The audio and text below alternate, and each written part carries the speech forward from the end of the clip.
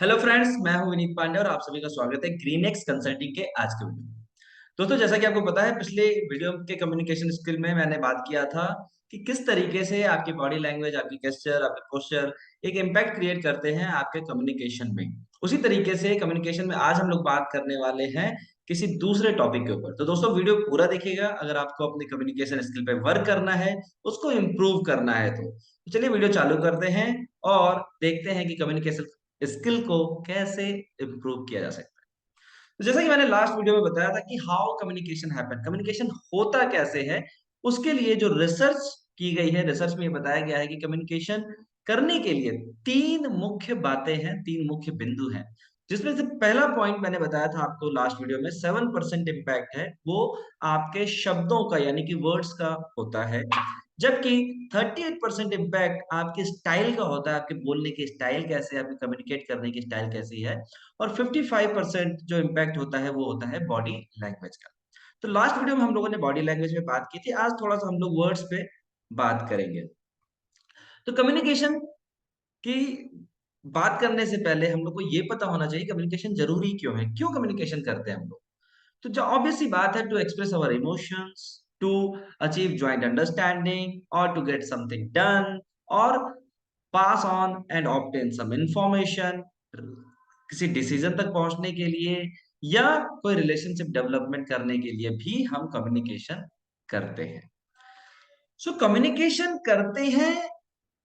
Communication एक art है और इसके पीछे की कुछ सच्चाई भी है। कम्युनिकेशन को अच्छा या खराब किया जा सकता है अगर इन बातों को ध्यान में रखा जाए। तो सबसे पहला सच ये है कि good communication can't exit without honest listening.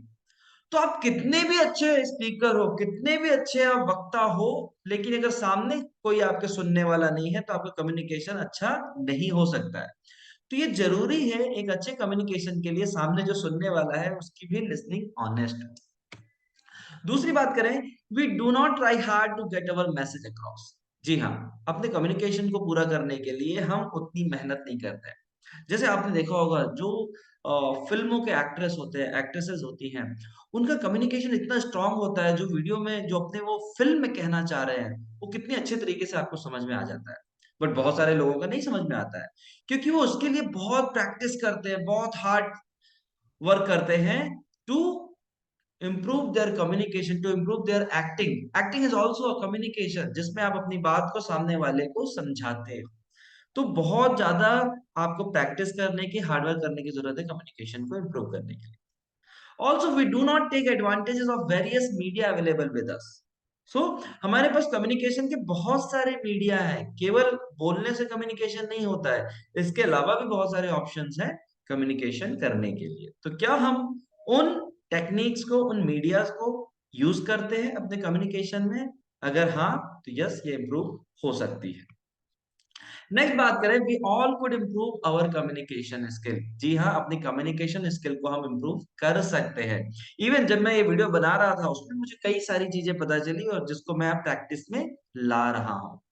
तो ये सारी पॉइंट को आपको याद रखना जरूरी है अगर आप अपने कम्युनिकेशन को इम्प्रूव करना चाहते हो। But at the last you also need to understand it can not be perfected. जी हाँ, कम्युनिकेशन परफेक्ट नहीं हो सकता है, सब में कुछ ना कुछ इंप्रूवमेंट की गुंजाइश होगी। आप मेरे वीडियो में भी 10 कमेंट करके बता सकते हैं, सर आपका ये तरीका गलत था, आपने ये वर्ड गलत बोला, आपने बीच में स्लिप ऑफ टंग किया, कुछ ना कुछ गड़बड़ किया। सो कम्युनिकेशन हमेशा एक इम्प्रूव प्रोसेस है, आप इसमें लगातार इम्प्रूवमेंट करते रहते हैं। नो, कम्युनिकेशन करने के there are multiple types and multiple methods. तो पहला टाइप है रिटन। हम रिटन कम्युनिकेशन करते हैं with the help of some letters, memos, reports. तो किसी को लेटर भेजते हैं, किसी को मेल भेजते हैं, ये सब रिटन कम्युनिकेशन है। उसके अलावा हमारी स्पोकन कम्युनिकेशन होती है, जिसमें हम कन्वर्सेशन करते हैं, इंटरव्यूज लेते हैं, फोन कॉल्स करते हैं, या किसी से कोई रिक्वेस्ट करते हैं, सर जैसे may I come in sir, may I take this water sir, क्या मैं आपसे बात कर सकता हूँ, क्या मैं आपसे ये चीज ले सकता हूँ। ये सारे स्पोकन कम्युनिकेशन के मेथड है। उसके अलावा बात करें तो अपना गेस्चर्स, जेस्चर और गेस्चर दोनों अलग अलग तरीके से बोला जाता है, आप कुछ भी इसको समझ सकते हैं। इस पे भी मैं आगे चल के बात करने वाला हूँ। सो आपका गेस्चर कैसा है कम्युनिकेशन के टाइम पे? What is your facial expression, what is your action, how you are moving, walking, what is your voice, tone, so your voice tone कैसे चेंज हो रही है, या silence, silence is also a gesture of communication. या and visuals, आप किस तरह के विजुअल्स को यूज करते हो कम्युनिकेशन करने के लिए, जैसे आपने फोटोग्राफ दिखाए, कुछ पेंटिंग्स दिखाए, वीडियोस दिखाए, फिल्म्स दिखाए, this is also example of communication. And multimedia, how you use the multimedia resources like your televisions, newspaper, magazines or internet, this is also example of communication। तो इतने सारे तरीके से कम्युनिकेशन होता है हमारी लाइफ में, और हम भी कर सकते हैं अपने किसी भी एक्शन में। Now what is effective communication? Effective communication के लिए हमें यह समझना जरूरी है कि effective communication is scarcer than quality water. मतलब एक अच्छे पानी से भी दुर्लभ है इफेक्टिव कम्युनिकेशन। इफेक्टिव कम्युनिकेशन इतनी आसान चीज नहीं है कि आप तुरंत बोल सको कि वाह क्या इफेक्टिव कम्युनिकेशन था। हर चलते फिरते आपको नहीं मिल जाएगा, आप कहीं हजारों में सुनोगे, कोई एक आपको इफेक्टिव कम्युनिकेटर मिलेगा। Also is measured by result और एक्शन। आपका कम्युनिकेशन कितना अच्छा हुआ ये डिपेंड करता है सामने वाले को कितना अच्छा समझ में आया, उसके बाद का रिजल्ट क्या है। Also does not need to be very complex. बहुत कॉम्प्लेक्स कम्युनिकेशन करने की जरूरत नहीं है। हमने देखा है कि बहुत सारे लोग बहुत ही कॉम्प्लेक्स कम्युनिकेशन करते हैं, बहुत ही क्रिटिकल लैंग्वेज यूज करते हैं। ठीक है, आपको ये पता है, लेकिन क्या सामने वाला उस बात को समझ पा रहा है? तो ये जरूरी है, आपका कम्युनिकेशन सामने वाले को समझ में आना चाहिए, उसके अंडरस्टैंडिंग के हिसाब से हमें कॉम्प्लेक्सिटी को चूज करना चाहिए। Is aimed at informing others, communication is aimed at informing others, सामने वाले को मुझे कुछ बताना है। And is complete and clear, पूर्ण और वास्तविक होना चाहिए, सच्चाई के साथ होना चाहिए। But there are some barriers to effective communication, कुछ बैरियर होते हैं इफेक्टिव कम्युनिकेशन के, जिसके कारण से हम कम्युनिकेशन को इफेक्टिव नहीं कर पाते हैं। कुछ हमारे सामने बाधाएं आती हैं। वो बाधाएं क्या है? सबसे पहले तो पर्सनल बैरियर है। पर्सनल बैरियर में क्या निकल के आता है? भाई आपका स्टाइल, आपका कैरेक्टर, आप बहुत रूड हो तो सामने वाला आपसे डरता है। आप बहुत ही ज्यादा पोलाइट हो, सामने वाला आपको हल्के में लेता है। आप बहुत ज्यादा शर्मीले हो, अरे यार मैं बोलूं कैसे, नहीं मैं तो बोल ही नहीं सकता हूँ। या बहुत ज्यादा आउट स्पोकन हो, इतना ज्यादा बोलते हो कि सामने वाले को कुछ समझ में नहीं आता है। तो these are different different barriers which impact your communication। also preparation and presentation, आपने उस टॉपिक को कितना प्रिपेयर किया और कैसे प्रेजेंट कर रहे हैं, ये भी डिपेंड करता है इफेक्टिव कम्युनिकेशन। ऑल्सो आपकी क्लैरिटी कितनी है, lack of clarity in pronunciation, pitch etcetera, pronunciation पे भी हम लोग आगे बात करने वाले हैं। इस पे भी डिपेंड करता है आपका कम्युनिकेशन इफेक्टिव होगा या नहीं होगा। लैक ऑफ क्रेडिबिलिटी, क्रेडिबिलिटी क्या है? आपकी क्रेडिबिलिटी इतनी खराब है कि आपको कोई सीरियस लेता नहीं है।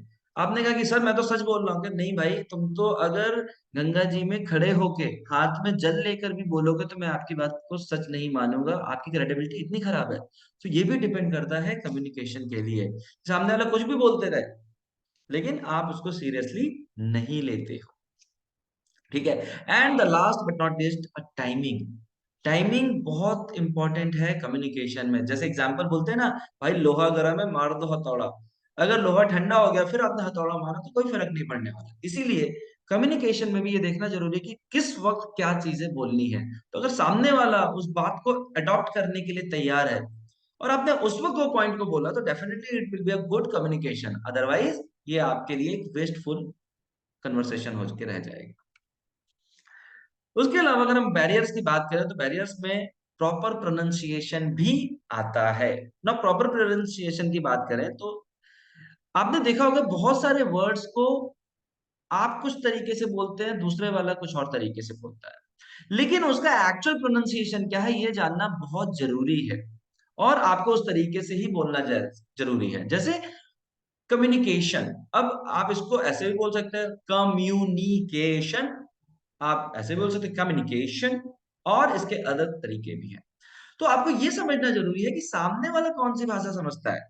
ओके, सो जैसे आपने सुना होगा कि अमेरिकन एक्सेंट है, ब्रिटिश एक्सेंट है, और there are different different accent. But generally English में तीन तरह की लैंग्वेज यूज होती है, Indian English, American English and British English. तो आपको चूज करना पड़ेगा कि आप किस तरीके से बोले। इन तीनों में से किसी कैटेगरी में तो आना चाहिए, कोई नई कैटेगरी ना जनरेट हो जाए कि सामने वाला समझ ही नहीं पा रहा है आप कम्युनिकेशन बोल रहे हैं या कमीने का वेकेशन बोल रहे हैं। So you need to identify this. तो इस तरह के कुछ वर्ड्स हैं जो हम लोग अलग तरीके से बोलते हैं और सामने वाला कुछ और तरीके से बोल सकता है। जैसे इसको आप क्या बोलेंगे? Buffalo, career, guest. सो करियर, अभी इसको बहुत सारे लोग कैरियर भी बोलते हैं, करियर भी बोलते हैं, करियर भी बोलते हैं। So I will show you some example. No, इसको क्या बोलेंगे? कोलोनल और कर्नल और कर्नल। सो अगेन आपको पता होना चाहिए कि आपको ये वर्ड को कैसे उच्चारण करना है, कैसे उच्चारित करना है। जैसे इस वर्ड को आप बोलेंगे बफेट, बफे और बुफे। सो प्रोनाउंसिएशन भी बहुत जरूरी है कम्युनिकेशन में। जैसे इसको आप क्या बोलेंगे? बुकेट और बुके। सो ये आपके लिए जानना बहुत जरूरी है कि आप कहाँ पे स्पीच दे रहे हैं, किसके साथ कम्युनिकेट कर रहे हो, और आपको किस तरीके से उसका प्रोनाउंसिएशन करना है। ओके, जैसे ये सब तो मैं भी नहीं पढ़ सकता हूँ, रेंडेजिवस लिखा है, बट मैं आपको एक टेक्निक बताऊंगा कैसे आप प्रोनाउंसिएशन को सीख सकते हैं। लाइक नेक्स्ट है bulb, fax. So bulb, bulb, तो आप किस तरीके से उसको बोलते हैं, प्रोनाउंसिएशन वो भी बहुत इंपॉर्टेंट रोल प्ले करता है। कई बार हमें नाम को प्रोनाउंसिएट करने में डिफिकल्टी होती है, जैसे प्रकाश, प्रदीप, चंद्रजीत। लेकिन यही अगर आप नॉर्थ में रहते हो और आप साउथ के किसी बंदे का नाम ले रहे हो तो आपको डिफिकल्टी आएगी। जैसे साउथ के लोगों को नॉर्थ के लोगों का नाम लेने में डिफिकल्टीज आती है। जैसे अगर मेरा नाम विनीत है, तो जनरली साउथ में टी के साथ एच लगाते हैं, तो दे विल स्पीक विनीत, थ आएगा। सो ये बहुत जरूरी है किसी भी कम्युनिकेशन में, प्रोनाउंसिएशन में, कि आप किस तरीके से उसको उच्चारित करते हैं। उसके लिए भी बहुत अच्छा एक टूल है जो मैं आपको बताने वाला हूं इस पेज पे। ना इसको आप क्या पढ़ोगे? एनवायरमेंट और एनवायरमेंट। यस।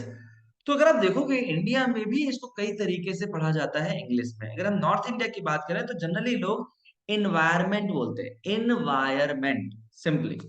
अगर आप यही चीज साउथ में जाओगे तो साउथ के लोग इसको एनवायरमेंट बोलते हैं। आपने बहुत सारे टॉपिक में, बहुत सारे वीडियोस में देखा होगा, मैंने कई लोगों से कन्वर्सेशन किया है तो उन लोगों ने भी इसको एनवायरमेंट ही बोला है। तो इसको अगर आपको सीखना है कि एक्चुअली में बोलना क्या चाहिए, कैसे बोलना चाहिए, अगेन इसमें कुछ भी सही या गलत नहीं है। आप एनवायरनमेंट बोलो या एनवायरनमेंट बोलो, सामने वाले को समझ में आना चाहिए।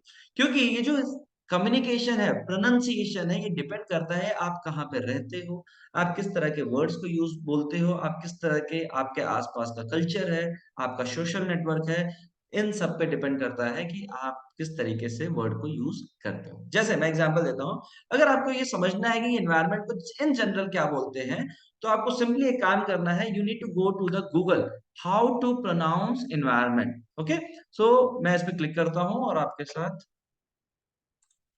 फिर से इसको शेयर करता हूं, ठीक है। सो मैं आपको दिखाता हूं किस तरीके से आपको सर्च करना है कि अगर कोई भी प्रोनाउंसिएशन आपको बोलना है, आपको समझने में दिक्कत हो रही है, तो what you need to do. तो चलते हैं गूगल की तरफ, जहां पे मैं आपको, यस, ओके, तो यहां पे आपको क्या लिखना है? How to pronounce environment. Okay, अब ये सर्च होके आता है, ये एनवायरमेंट आ गया ना। जैसे ही आपने ये सर्च किया तो यहाँ पे ये ऑटोमेटिक स्पीकर आपको बोलेगा नो। इस पे अगर आप क्लिक करोगे तो यहाँ पे तीन चीजें लिखी है, Indian English pronunciation, British pronunciation, American pronunciation. सबसे पहले मैं इंग्लिश, इंडियन इंग्लिश पे चूज करता हूँ, कैसे एनवायरमेंट को पढ़ा जाता है। तो इफ यू सी, यहाँ पे जो वर्ड है इनवायरमेंट, नाउ लिसन, इसको थोड़ा स्लो करते हैं। Environment. There is no R in between in Indian English pronunciation, जबकि हम बोलते हैं environment. ओके, सो अगर इंडियन इंग्लिश की भी बात की जाए तो वहां पे आता है environment. Okay, now go to British. British लोग कैसे पढ़ते हैं? environment, आर आता है, बट environment बहुत ही, environment तो ब्रिटिश में भी थोड़ा सा डिफरेंट इसको बोला जाता है। And then if you go to American, environment, environment. So there are different techniques, different speaking style for different words. तो अगर आप चाहो तो इसको प्रैक्टिस भी कर सकते हो। अगर आप प्रैक्टिस पे क्लिक करोगे तो ये बोलेगा कि आप बोल के दिखाइए। अगर आप जो लिखा है वही सही बोलते हैं तो ये रिकॉग्नाइज करेगा, नहीं तो आपको करेक्ट करके बताएगा कि आपने क्या गलत बोला है। जैसे यहाँ पे कहता है make sure that you are in quiet location, try again, क्योंकि मैंने ये नहीं बोला। चलिए वापस से चलते हैं वीडियो पे।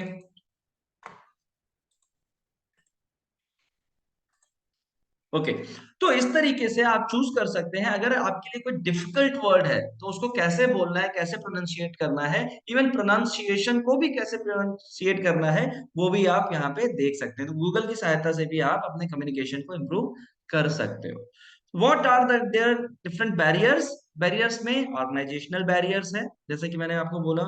उसके अलावा ऑर्गेनाइजेशनल बैरियर के अंदर कल्चर आ जाता है कि वहाँ का कल्चर कैसा है, वहाँ का एनवायरनमेंट कैसा है, या एनवायरनमेंट कैसा है, या एनवायरनमेंट कैसा है, साइज और स्ट्रक्चर कैसा है, एंड पेस ऑफ एक्टिविटी कैसी है। ये सारी डिपेंड करते हैं आपके कम्युनिकेशन पे।